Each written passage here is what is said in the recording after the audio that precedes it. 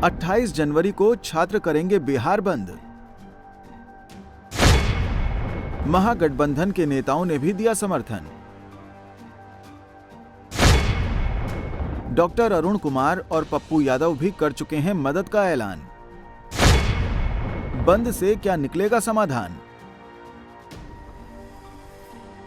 RRB NTPC railway परीक्षा धांधली मामले को लेकर छात्र सड़क पर हैं, लगातार आंदोलन कर रहे हैं। अब इन छात्रों के आंदोलन को महागठबंधन के नेताओं ने भी समर्थन दे दिया है। इससे पहले लोक जनशक्ति पार्टी रामविलास के नेता डॉक्टर अरुण कुमार और जन अधिकार पार्टी के नेता पप्पू यादव ने भी समर्थन देने का ऐलान किया है। परीक्षा में गड़बड़ी को लेकर आरजेडी, कांग्रेस, सीपीआई और सीपीएमएल के नेताओं ने आरजेडी प्रदेश कार्यालय में संयुक्त प्रेस कॉन्फ्रेंस कर केंद्र सरकार और राज्य सरकार पर हमला बोला है। महागठबंधन दल के सभी नेताओं ने एक सुर में कहा कि छात्र आंदोलन को लेकर 28 जनवरी को बिहार बंद का समर्थन दिया है। सभी नेताओं ने कहा कि सरकार की गलत नीति की वजह से हमारे घर के बच्चे आज सड़क पर हैं। देश भर में बेरोजगारी बढ़ती जा रही है। सीपीआई नेता कुणाल ने कहा कि रेलवे में रिक्त पद रहते हुए सरकार बहाली नहीं कर रही है और जो भी बहाली हो रही है सरकार उसमें भी धांधली करने में लगी हुई है। आप सभी जानते हैं कि जो एनटीपीसी की जो परीक्षा हुई, परीक्षा में करीब 35,000 वैकेंसी थी और उसके लिए करीब 1.25 करोड़ आवेदन आए। लेकिन जो कि कोरोना के 10 बाद या कोरोना काल में परीक्षा हुई, इसलिए उसमें से सिर्फ 60 लाख तक भर्ती हो सके। और जैसा कि सरकार ने वादा किया था कि 35,000 और 20 गुना ज्यादा हम रिजल्ट जारी करेंगे, तो संख्या के हिसाब से वो 20 गुना बता रहे हैं। लेकिन जो कैटेगरी थी उसमें 7 कैटेगरी है, तो बहुत सारे छात्रों ने एक से ज्यादा पदों पर आवेदन दिया था, उसमें अपना चॉइस दिया था। तो वो चॉइस उनका 5-7 हो सकता है, लेकिन व्यक्ति के रूप में तो अकेले हैं, तो उनको एक गिनने के बजाय सरकार ने उनको अनेक गिन लिया। किसी ने 5 किया तो उसको 5 में गिन लिया गया, किसी ने 7 में जो है चॉइस रखा है तो 7 गिन लिया गया। इस तरह से जो वास्तविक संख्या 7 लाख होनी चाहिए थी रिजल्ट में, वो घट करके 2,76,000 हो गई। और कहने का मतलब कि 2 तिहाई करीब 4,24,000 लड़के जो हैं, जो सेकेंड एग्जाम जो होगा, जो फाइनल एग्जाम होगा, उसमें भाग लेने से वो वंचित हो जा रहे हैं।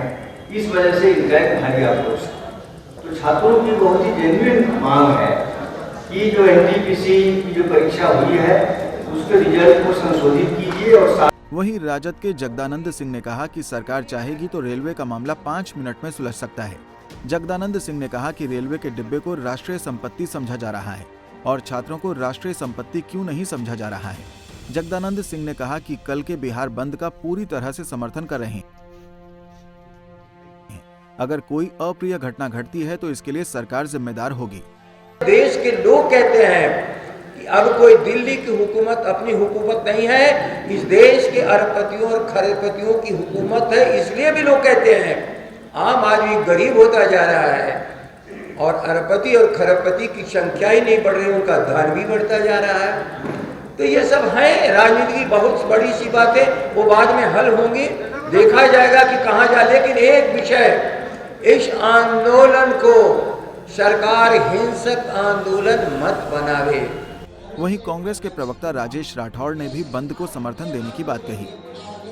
से परिलक्षित हुआ कि छात्र के आंदोलन में कोई राजनीतिक दल का आंदोलन नहीं है, छात्रों के जायज मांग के आंदोलन हो रहा है। उसमें कांग्रेस पार्टी सहित तमाम महागठबंधन के लोग उन छात्र नौजवानों के लिए खड़े हैं जो अपनी जात मांग के लिए कई दिनों से आंदोलनरत है।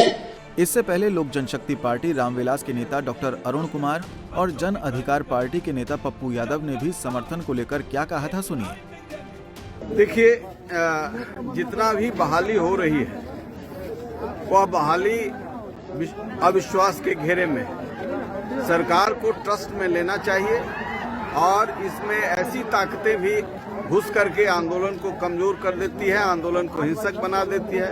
हमने बच्चों से कहा कि ये प्रॉपर्टी हमारे टैक्स के पैसे से बनता है, कोई ऐसा काम ना करें जिससे क्षति हो। ये राष्ट्रीय संपत्ति हमारी संपत्ति है, लेकिन जहां तक इनके डिमांड का सवाल है, वो डिमांड सही है। आप ट्रांसपेरेंट बनाइए। एक बार एडवर्टीजमेंट निकालते हैं, 3 साल तक घसीटते रहते हैं और फिर एक नया फॉर्मूला दे देते हैं कि इस बीच में। इसलिए अविश्वास का संकट है, सरकार को हस्तक्षेप करना चाहिए।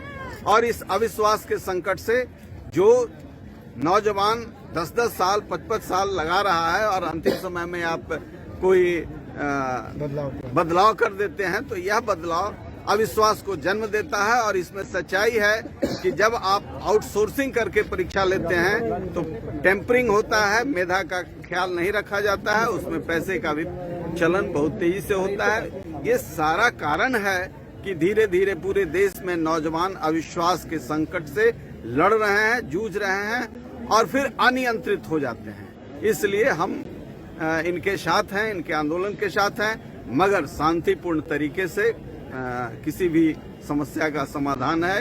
इनके आंदोलन का असर भी सरकार पर हुआ है, लेकिन स्पष्ट उनकी राय अभी नहीं आई है। इसलिए हम कहेंगे कि आंदोलन शांतिपूर्ण ही रखें और डिमांड इनका बहुत ही है। जब तक आप एक लाइन नहीं देंगे, तब तक बच्चों के मन में यह शंका रहेगी, तब तक वो अपने जीवन के लिए जीना चाहेगा, अपने अधिकार के लिए मरना चाहेगा। आप उसके भविष्य के साथ लगातार 40 साल और नरेंद्र मोदी के आने के बाद लगातार 8 साल आपने इस देश के युवाओं की जिंदगी को समाप्त करने का आपने कसम खा ली और हम लोगों ने भी प्रतिज्ञा ली है। जब तक युवा और छात्रों की जिंदगी को समाप्त करने वालों को मिटा नहीं देंगे, तब तक चैन से नहीं बैठेंगे। लड़ाई आर पार की होगी। हम हिंसा का सहारा नहीं लेंगे, लेकिन हम लड़ेंगे, हम झुकेंगे नहीं। आप हमें डराइए नहीं, हम डरने वाले नहीं हैं, हम मरने वालों में से हैं। ये लड़ाई स्वतः क्रांति का स्वरूप लिया है। युवाओं ने पहली बार जाति धर्म मजहब से निकलने की कोशिश की है।